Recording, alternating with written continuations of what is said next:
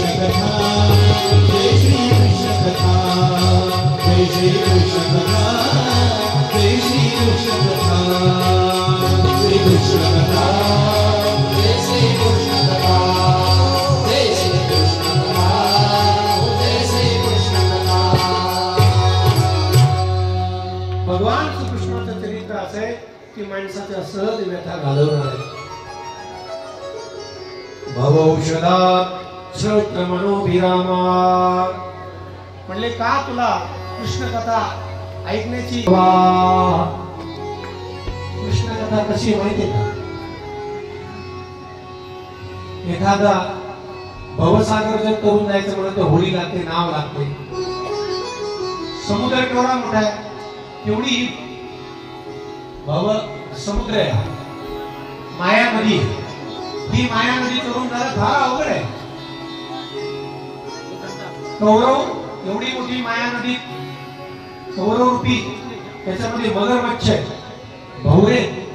पांडवांना ही नदी तरून जाण्याकरता किती मोठे त्रास झाले, पण ही नदी सहजासहजी पांडव का तरले? भगवान परमात्म्याने नाव होऊन त्यांना पलीकडे टाकले. भक्तासाठी भगवान परमात्मा किती सहज आणि सोपं करतो सांगू का? ज्याप्रमाणे गाईचं वत्स पदम स्मयत प्रवाह, वत्स म्हणजे गाईचं वासरू, त्याच्या पायाच्या खुरानं जमिनीमध्ये खड्डा पडतो, त्या खड्ड्यामध्ये पाणी असतं. ते पाणी किती परस असतो? कपडीवर पाणी असतं. मग तो खड्डा तरून जाण्याकरता एखादं टायटॅनिक जहाज बोलवावं लागतं का? नाही. काय सहज पाय त्याच्यावरून ओलांडून माणूस सहज तरून जातो. त्याप्रमाणे जो पुरुष भगवंताची कृष्ण कथा ऐकतो त्या पुरुषाला हे भवनदी, हा संसार समुद्र त्या खड्ड्यासारखा आहे, सहज तरून जातो. फक्त तुम्ही कृष्ण कथा ऐका, एवढं कृष्ण कथेमध्ये सामर्थ्य. म्हणून वत्वातरं वत्सपदं स्मयत्प्रवाह. राजा, कृष्ण कथा ऐकण्याची तुला गोडी का लागली? महाराज असं काय विचारता? आज तुमच्या समोर जो बसलेला राजा परीक्षित आहे, तो कोणामुळे? माझ्या आईच्या गर्भावरती अश्वत्थाम्याने ब्रह्मास्त्र सोडून माझा घात केला होता. म्हणून भगवंतानं सूक्ष्म रूप धारण केलं, आईच्या उदरामध्ये त्या ब्रह्मास्त्राला जाळलं, माझे संरक्षण केलं. म्हणून तर आज माझा जन्म झाला आणि तुझ्या समोर बसलो. द्रौण्यस्त्रविपृष्टमिदं मदंगम संतान बीजम कुरु पांडवानां. कुरुवंश आणि पांडवांचं वंश संतान बीज असलेला फक्त मीच होतो. मी जर मेलो असतो तर पांडवांचा कुरुवंश शिल्लक राहिला नसता. जुगोपकुक्षिं गत आत्मचक्रो मातुश्च मे यशरणं गताय. माझ्या आईच्या कुक्षीमध्ये जाऊन माझं रक्षण केलेलं आहे असं राजा परीक्षित, मला ज्यानं जीवदान दिलं असा हा भगवंत, त्याची मला कथा ऐकायची. तो कसा होता ते मला सगळं सांगा. आणि एवढं सगळं राजा परीक्षितीचं वर्णन ऐकल्यानंतर आता सुखदेव भगवान परमात्मा कृष्ण भगवान परमात्म्याची कथा सांगण्याकरता सुरुवात करताय. अगोदर कृष्ण भगवान परमात्म्याचं त्यांनी थोडक्यात सगळं चरित्र सांगितलं. कसं चरित्र सांगितलं माहितीये का? कृष्ण भगवान परमात्मा चंद्रवंशामध्ये जन्माला आला. नंदकिशोर महाराज, भगवान नारायणाच्या नाभिकमनातून ब्रह्मदेवाचा जन्म, ब्रह्मदेवापासून अत्री ऋषी, अत्रींचा मुलगा चंद्रमा, चंद्रमापासून चंद्रवंशाची सुरुवात झालेली आहे. चंद्राचा पुत्र बुध, बुधाचा पुत्र पुरुरवा, पुरुरवाचा पुत्र ऐल, ऐल याला 4 मुलं होती, सुतायू, सत्यायू, जय, विजय, 6 मुलं. त्यातला तो एक नहुष राजा आहे. नहुषाला पुन्हा 6 मुलं होती. त्यातला ययाती, शुक्राचार्याची बेटी देवयानी, तिच्यासोबत त्याचा विवाह झाला. त्यालाही 5 संतान होती, यदू, तुर्वसु, दुर्यू, अनुरूप आदी करून. त्यातला जो यदू, त्या यदू पासून हा यदू वंश सुरू झालेला आहे. पुढे त्याच्यातला जो पुरु, फार मोठी परंपरा या ठिकाणी सांगितलेली आहे. पुढे चालून याच वंशामध्ये दुष्यंत राजा जन्माला आला, याच वंशात भरत राजा जन्माला आला, रंतीदेव, त्यानंतर पुढे याच कुरु वंशामध्ये यदूपासून हा यदू वंश, त्या यदू वंशामध्ये अजमीर नावाचा राजा जन्माला आला. अजमीराचा पुत्र देवमीराचा पुत्र शूरसेन, शूरसेनाचा पुत्र प्रभतीचा पुत्र आनक दुदुंभी, आणि या आनक दुदुंभीचं दुसरं नाव आहे वसुदेव. या वसुदेवाला 7 पत्न्या, त्यातली देवकी नावाची पत्नी, तिच्या पोटी 8 मुलं जन्माला आली. त्याच्यातला जो 8वा मुलगा तो आहे भगवान श्रीकृष्ण. कोणाचं लक्षात राहिलं असं तर मला कथा झाल्यावर सांगा. एवढा मोठा हा चंद्रवंश सांगितला महाराज. एवढे संक्षिप्त स्वरूपात मला कृष्ण जन्म ऐकायचा नाही, मला जरा सविस्तर ऐकायचा आहे. आणि मग अशी विनंती केल्यानंतर या ठिकाणी अतिशय विस्तारपूर्वक दशम स्कंदामध्ये भगवान श्रीकृष्ण परमात्म्याची कथा सांगितलेली आहे. काय सांगितलं? पृथ्वीवरती दुष्ट लोकांचा सुळसुळाट झालेला आहे. जरासंध कंसासारखे राक्षस उन्मत्तपणाने वागत होते. पृथ्वीला तो भार आता सहन होत नाही. पृथ्वीने गाईचं रूप घेतलं, ब्रह्मदेवाकडे गेले. ब्रह्मदेवाकडे घरानं सांगितलं मला या पाप्यांचा भार सहन होत नाही. ब्रह्मदेवाने सगळे देवता लोक गोळा केले. सर्वजण विष्णू भगवान परमात्म्याकडे शेष नारायणाकडे गेले आणि विष्णू भगवान परमात्म्याला सांगितलं की तुम्ही आता काहीतरी पृथ्वीचा भार कमी करा. विष्णू भगवान परमात्मे म्हणाले काळजी करू नका, थोड्या दिवसामध्ये मथुरेमध्ये वसुदेवाच्या पोटी मी अवतार घेणार आहे. वसुदेव गृहे साक्षात भगवान पुरुष परः जनिष्यते तत्प्रियार्थं संभवन्तु सुरस्त्रियः न गृहमित्याह गृहिणी गृहमुच्यते.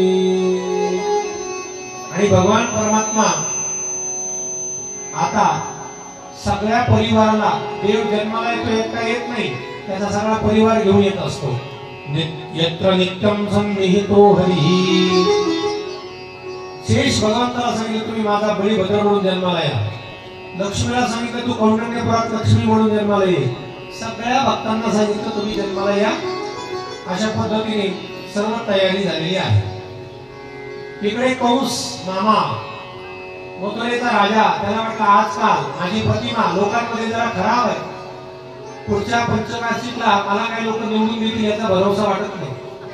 थोडं जरा चांगलं काम केलं पाहिजे म्हणून त्याने थोडं धार्मिकतेचा कल सोंग सुरुवात केली.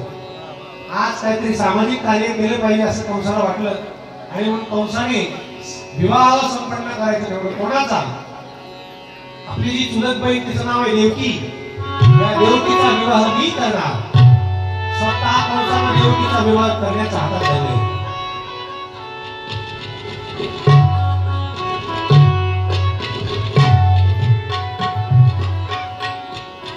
लग्न पत्रिका सगळीकडे पोहोचलेल्या. सर्व पाहुणे मंडळींना, मान्यवर मंडळींना आमंत्रण दिलेलं आहे. त्यातले काही मान्यवर मंडळी गाव या दुष्काळ अशी संस्कृती कधीपासून सुधारला सुरू होती. कंसाने लग्नामध्ये पुढाकार घेतलेला आहे. कोणाला द्यायची? माता देवकीचं लग्न वसुदेवासोबत, कृष्णी कुलात वसुदेवासोबत लग्न ठरलेलं आहे. लग्नाचा दिवस उजाडला. सुंदर असे थाटामाटामध्ये वरात काढण्यात आली. सनई चौकडा वाद्य सुंदर असं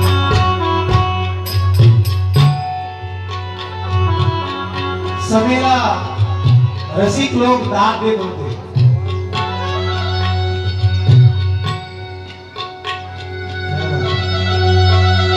अतिशय मंगलमय असं वातावरण निर्माण झालेलं आहे. सर्व समाज लग्न मंडपामध्ये एकत्र जमा झालेला आहे. आणि कंस मामा देवकीच्या त्या लग्नामध्ये वरातीमध्ये स्वतः रथ हाकण्याकरता सारथी झालेला आहे. लोकांना त्याला असं दाखवायचं की बघा आम्ही किती चांगला आहे. लोकांच्या लग्नामध्ये सुखदुःखामध्ये अडीअडचणीला प्रत्येकाला मदत करणारा मी आहे असं त्याला छबी निर्माण करायची होती, प्रतिमा. पण भगवान परमात्मा माझा अवतार घ्यायचं फिक्स आणि फायनल झालेलं आहे. त्यामुळे तू कितीही लोकांमध्ये चांगलपणा मिळवण्याचा प्रयत्न केला, सुट्टी नाही. लग्न पार पडलं आणि वरातीमध्ये सगळेजण आश्चर्य करतात, खूप एवढा सुधारला. सगळे घाबरले, हा दुष्ट जर पुन्हा सत्तेवर आला तर आपला परत छळच होणार. सगळे घाबरले. भगवान परमात्म्याने जाणलं सगळ्यांना धीर दिला पाहिजे. आकाशवाणी झाली. आकाशवाणीने सांगितलं, कंसा तू कितीही चांगलपणा सिद्ध करायचा प्रयत्न केला तरी मात्र ध्यानात ठेव, तू ज्या देवकीचा विवाह संपन्न करत आहेस त्या रथावर साक्षी झालास, तिच्या लग्नामध्ये त्याच देवकीच्या पोटी जन्माला येणारा 8वा मुलगा तुझा वध करणार आहे. अशी आकाशवाणी झाली आणि सत्य ठरणार आहे असं कंसाला कळल्याबरोबर कंस म्हणाला असं. आणि कंसाने लगेच धारदार शस्त्र उपसले, देवकी मातेचे केस पकडले आणि हातामध्ये तलवार घेऊन त्या देवकीला मारणार.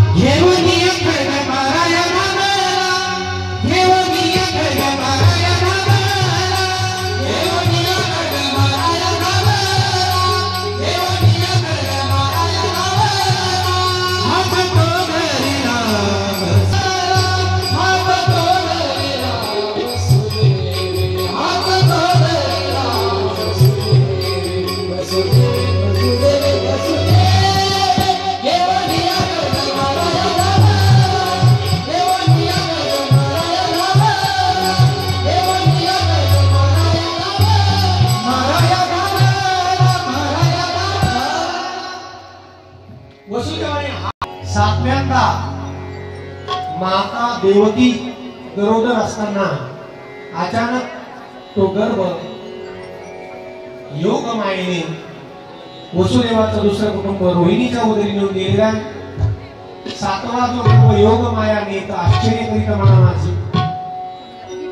7वा गर्भ काय झालं हे कंसालाच कळलं नाही, परंतु तिकडे रोहिणी मातेच्या पोटी बलिभद्राचा जन्म झालेला आहे, बलराम दादाचा. आणि आता 8व्यांदा माता देवकी गरोदर असताना देवकीच्या चेहऱ्यावरचं जे तेज आहे ते काहीतरी आगळं वेगळं कंसाला दिसत होतं. निश्चित आता माझा शत्रू जन्माला येतोय, तर आजपर्यंत मी देवकीला एवढं सतेज सूर्या समान तेज मी पाहिलं नाही. त्याती एवढी सुंदर देवकी त्याती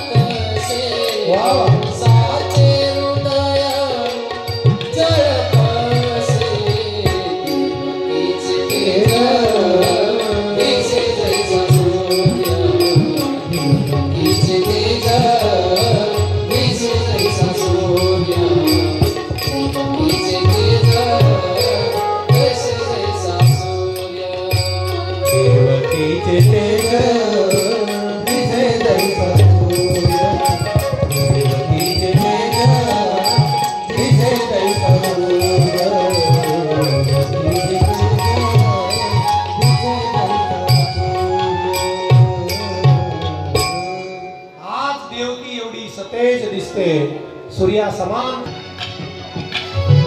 भगवान श्रीकृष्ण परमात्म्याचा प्राकट्य काळ जन्म दिवस जवळ आलेला आहे। सगळे देव देवता देवकी मातेला धीर देत आहेत। माता देवकी तू आता घाबरू नको, काळाचा काळ महाकाळ कंसाला मारणारा तुझ्या पोटामध्ये वाढत आहे। तो आता कंसाला मारणार आहे, अजिबात आता घाबरायचं। निष्कामपणे कुक्षिगत अप्परा कुमार तुझ्या उदरामध्ये भगवान श्रीकृष्ण आलेले आहेत, त्यामुळे तू आता घाबरायचं नाही असं वर्णन करून देवता लोक देवकी मातेला धीर देत आहेत। मा भूत भयम भोज प्रेम मुमुक्षु, कंसाला आता घाबरायची काही गरज नाही। भगवंताचा प्राकट्य काळ जवळ आलेला आहे। आता सर्वग्लोपेतः कालकर्मशोभनः, भगवान परमात्मा जन्माला येण्याच्या वेळी सगळे काल, सगळे ऋतू, सगळे नक्षत्र, सगळे वार, सगळ्या वेळा शुभ होत, सगळं शुभ होत। झाले का फुलं वाटून? कृष्ण पक्ष आया। कृष्ण पक्षामध्ये अष्टमी तिथी, तिथी कोणती होती? अष्टमी। बुधवार, वार कोणता होता? बुधवार। रोहिणी नक्षत्र, रोहिणी नक्षत्र। हर्षण योग, बवकरण। रात्रीचे बरोबर 12 वाजले। किती वाजले? झाले का सर्वांना फुले वाटप? ऐका सगळे ध्यान द्या इकडे। मध्ये मंडळी जास्त फिरून कंसाच्या बंदीखान्यामध्ये माता देवकीच्या समोर अष्टवर्षाची चतुर्भुज रूप मूर्ती भगवान श्रीकृष्णाची प्रगट झाली आहे। कृष्ण भगवान की जय। सर्वांनी फुलं या दिशेला हळूच टाकायचे, जागेवर बसले। भगवान श्रीकृष्ण परमात्म्याचा जन्म झालेला आहे। आता ऐका, जन्म कुठे झाला? मथुरेत बंदीखान्यात। तिथे जन्म उत्सव साजरा करता येईल का? नाही करता येणार, कंसाला कळेल। मग भगवान श्रीकृष्ण परमात्म्याने वसुदेवाला सांगितलं, बाबा मला इथे ठेवू नका, मला इथून तुम्ही उचला। ऐका ऐका, जे वसुदेव आणि कृष्णाचं पात्र आहे त्यांना सावकाश सावकाश मंडपामध्ये घेऊन या आणि हळूहळू स्टेजवरती घेऊन या। हा बोला।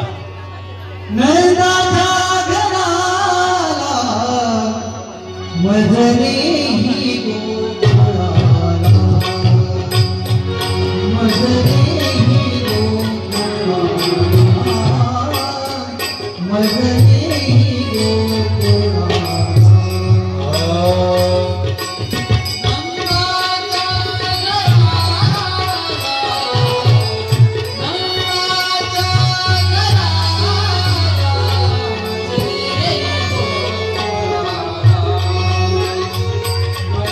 ही गोकुळाला।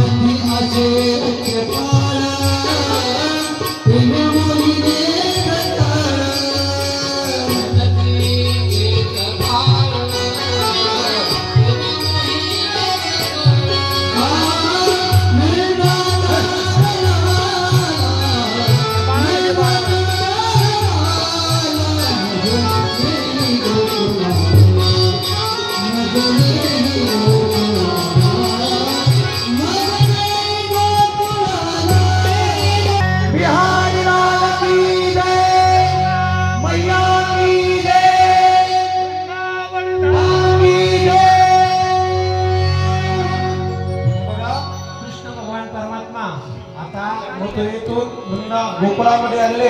आता सर्वांनी मोठा घेर धरायचा आहे. आपल्याला सुंदर असा जन्मोत्सव या ठिकाणी साजरा करायचा बरं का. सगळ्यांनी हे बघा त्याला खाली या खाली हा वर उचला. थँक्यू. समोर बघा समोर बघा समोर बघा. तसंच थांबा.